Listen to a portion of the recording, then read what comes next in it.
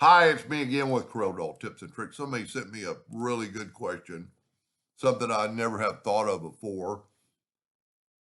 And this won't help with if you had a lot of objects. And he actually sent me a video where I probably would have never understood it.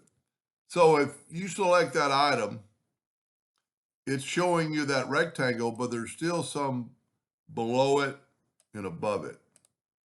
So like we'll go here and there's shows you at the bottom, but there's still some at the bottom. So how could you do it where you could see them all?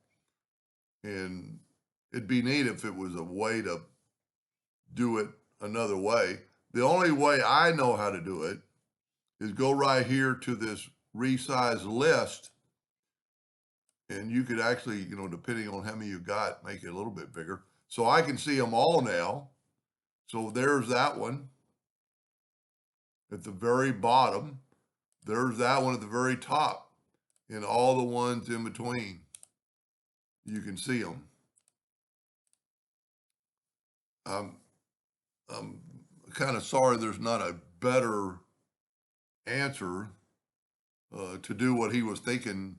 It'd be neat if you show this one on the bottom and you had it like, because I could actually make it a little bit smaller. So you select this one and it shows it at the bottom, but there's still some, well, that one's not. Let me try to get one at the near the bottom or even the top. So here there's still some above it and below it, like right there or right here. There's still some above that one. Anyway, I hope that answered his question. It helped somebody someday, and thank you for watching.